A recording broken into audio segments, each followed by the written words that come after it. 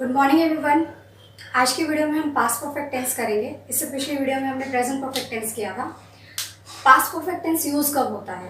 जब भूतकाल में यानी कि पास्ट में कोई दो काम हुए हो जिनमें से एक काम पहले खत्म हो गया हो, दूसरा बाद में खत्म हुआ हो। तो जो काम पहले खत्म हुआ है उसके बारे में बात करने के लिए हम पास्ट परफेक्ट टेंस यूज करते हैं। जैसे कि एग्जाम्पल लेते हैं, मेरे स्कूल जाने से पहले बेल लग चुकी थी, ठीक है। मेरे थिएटर पहुंचने से पहले मूवी शुरू हो चुकी थी। डॉक्टर के आने से पहले पेशेंट मर चुका था। मेरे स्टेशन पहुंचने से पहले गाड़ी जग चुकी थी। इन सभी सेंटेंसेस में क्या था? दो काम हो रहे हैं, दोनों पास्ट में हो रहे हैं, लेकिन एक पहले हो रहा है, एक बाद में हो रहा है। जैसे कि कहूँ कि डॉक्टर के पहुंचने से पहले पेशेंट मर चुका था। पेशेंट मर चुका था, वो काम पहले हुआ है, उसे हम पास्ट परफेक्ट में बनाएंगे। डॉक्टर के पहुंचने, डॉक्टर पहुंचा वो जो है वो बाद में हुआ है, उसे हम सिंपल पास्ट में बनाएंगे, ठीक है। इसी तरह से मैं कहूँ कि मेरे थिएटर जाने से पहले मूवी शुरू हो चुकी थी। मूवी शुरू हो चुकी थी, वो किस में बनेगा? पास्ट परफेक्ट टेंस में बनेगा। देखो, जब भी हम पास्ट परफेक्ट टेंस यूज करते हैं वहां पर क्या होता है कि पास्ट का या तो कोई पर्टिकुलर टाइम दिया होता है या फिर कोई एक्शन दिया होता है कि इस एक्शन से पहले, इस काम से पहले एक काम हो चुका था। तो यानी कि क्या हो रहा है कि हम पास्ट के भी पास्ट में जा रहे हैं। इसलिए पास्ट परफेक्ट टेंस के लिए हम ये भी कहते हैं कि पास्ट परफेक्ट टेंस क्या होता है? पास्ट का पास्ट होता है। हिंदी की अगर हम बात करें तो हिंदी में जिन वाक्यों के अंत में चुका था, चुकी थी, चुके थे, ये हमारी पास्ट परफेक्ट की पहचान है कि जिनके लास्ट में चुका था, चुकी थी, चुके थे, ऐसे वर्ड्स जिनके लास्ट में आएंगे वो सेंटेंसेस पास्ट परफेक्ट टेंस में बनेंगे, ठीक है। देखो, इसका यूज क्या है? To talk about an action, एक ऐसे कार्य के बारे में बात करने के लिए that had happened before a particular time, जो एक पर्टिकुलर टाइम से पहले हुआ है, पास्ट के पर्टिकुलर टाइम से पहले।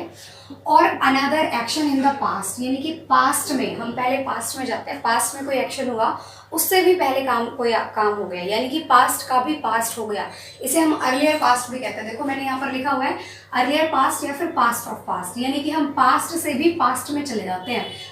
बेसिक स्ट्रक्चर क्या होता है हमारा किसी भी सेंटेंस का? बेसिक स्ट्रक्चर बताओ सभी। Subject plus helping verb plus verb plus object, यही होता है, ठीक है। क्या क्या हर टेंस में हमें क्या होता है? हेल्पिंग वर्ब और वर्ब जो है वो हर टेंस में चेंज होती रहती है। ये जो हेल्पिंग वर्ब है और वर्ब है वो हर टेंस में चेंज होती है।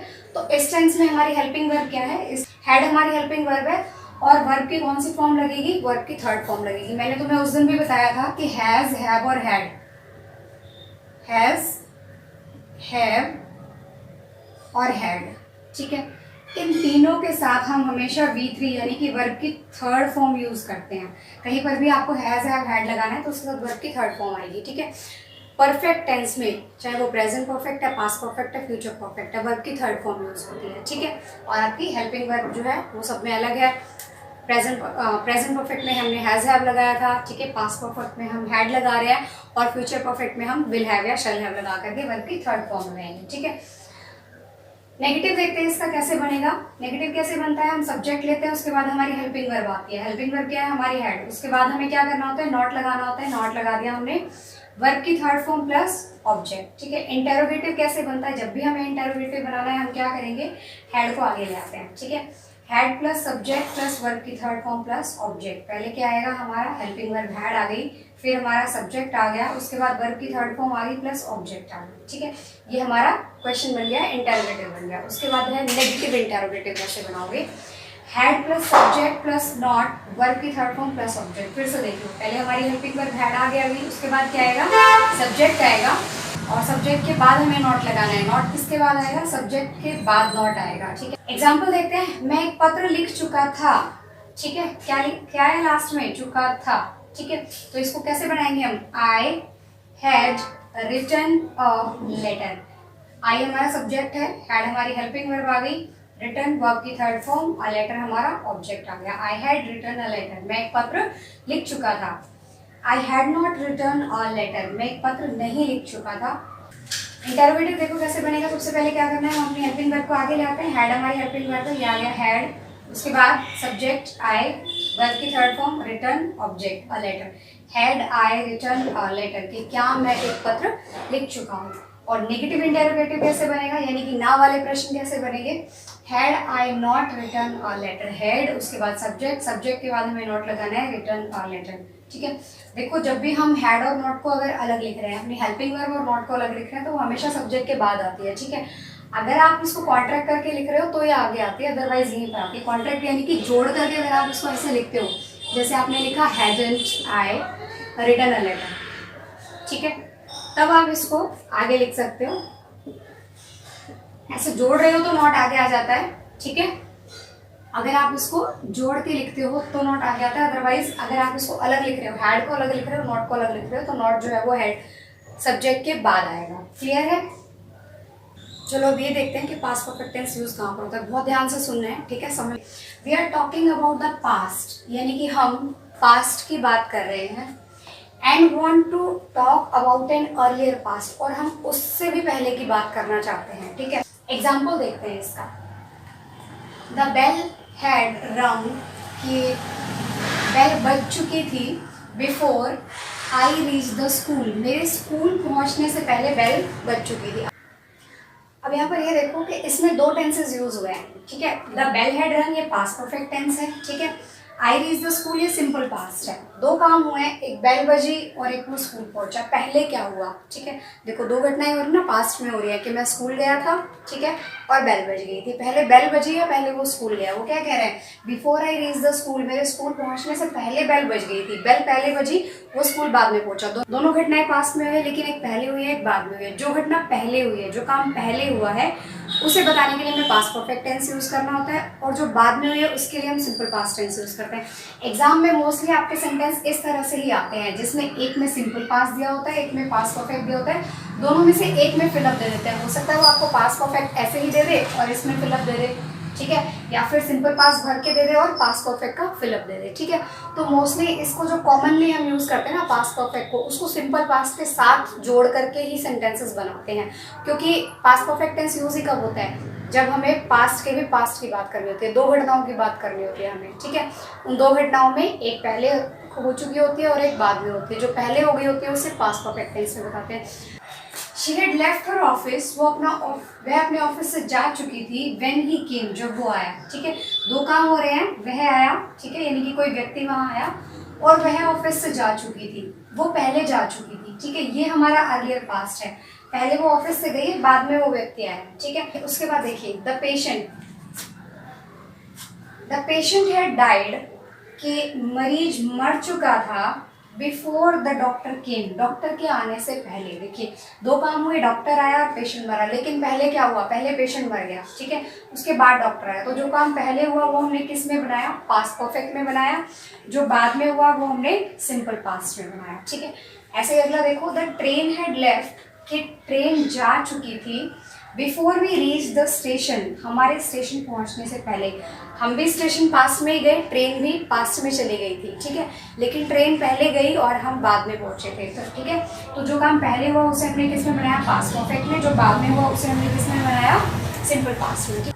देखो जो इस तरह के हमारे सेंटेंसेस होते हैं, जिसमें पास्ट परफेक्ट और सिंपल पास्ट दोनों से जोड़ करके हमें सेंटेंस बनाना होता है ना, उसके अंदर हमारे ये कंजक्शन मिलती है बीच में, ठीक है ना। इस तरह की कंजक्शन मिलेंगी, before, when, after, as soon as, until. इनसे आपके वो दोनों सेंटेंसेस जुड़े होंगे सिंपल पास्ट और पास्ट परफेक्ट के। जैसे इसमें ये देखो, यहाँ पर बिफोर लगा हुआ है, ठीक है, यहाँ पर ये व्हेन लगा हुआ है, यहाँ पर बिफोर लगा हुआ है, यहाँ पर बिफोर लगा हुआ है। तो एग्जाम में आपके पास ये पहचान है सेंटेंस को पहचानने की कि हाँ इसमें एक पास्ट परफेक्ट और एक सिंपल पास्ट होगा। ऐसे वर्ड्स आपको मिले, ठीक है, और आपको लगे कि पास्ट की बात हो रही है, दो अलग अलग एक्शन दिए गए हैं, एक पहले हो रहा है एक बाद में हो रहा है, तो आपको ये देखना है कि जो एक्शन पहले हुआ है, जो काम पहले हुआ है उसे हम पास्ट परफेक्ट में बनाएंगे, जो बाद में हुआ है उसे हम सिंपल पास्ट में बनाएंगे, ठीक है।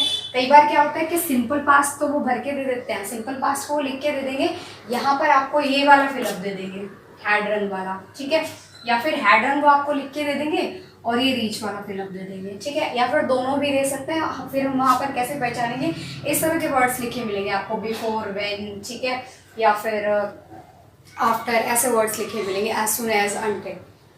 आगे देखिए, सेकंड है अनरियल इवेंट्स, मतलब कि ऐसे इवेंट्स जो सच नहीं है, या फिर कहें कि to talk about the past event that did not happen, past के ऐसे इवेंट्स के बारे में बात करने के लिए जो नहीं हुए, यानी कि हुए ही नहीं है वो, ठीक है।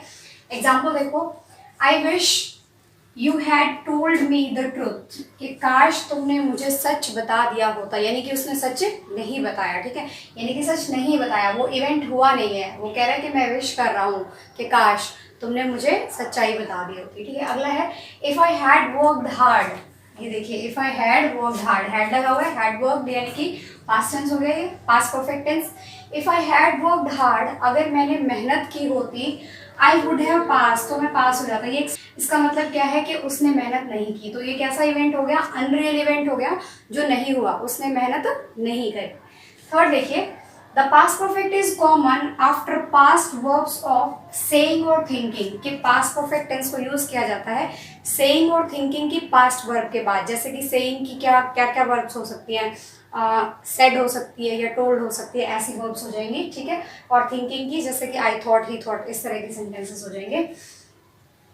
That had happened before the saying और थिंकिंग टुक प्लेस, जब हम कह रहे हैं, जब वो बात कह रहे हैं या सोच रहे हैं, उससे पहले वो एक्शन अगर हो चुका है तो हम किस में लिखेंगे उसको, पास्ट परफेक्ट टेंस में लिखेंगे। आई टोल्ड हर दैट, मैंने उससे कहा कि I had finished my work, कि मैं अपना काम खत्म कर चुका हूँ। ये देखो, ये जो टोल्ड है ये क्या है, सेइंग की वर्ब्स है, कुछ कहने के लिए हम यूज करते हैं ना, सेड या टोल्ड। ठीक है, वर्क। अगला है आई थॉट, मैंने सोचा, थिंक की पास्ट फॉर्म हो गई ना। ठीक है, आई थॉट, मैंने सोचा, I had return your book, कि मैं तुम्हें अपनी, सॉरी, आई थॉट, मैंने सोचा, I had return your book, मैंने सोचा कि मैं तुम्हारी किताब वापस लौटा चुका हूँ। ठीक है, मेनली पास्ट परफेक्ट टेंस कहाँ पर यूज होता है, जहां पर पास्ट के दो एक्शंस की बात हो रही है। ठीक है, एक एक्शन पहले खत्म हुआ है, एक बाद में खत्म हुआ है। जो एक्शन पास्ट में पहले खत्म हुआ उसे हम पास्ट परफेक्ट टेंस में लिखेंगे, और जो एक्शन पास्ट में बाद में खत्म हुआ उसे हम सिंपल पास्ट टेंस में लिखेंगे। ठीक है।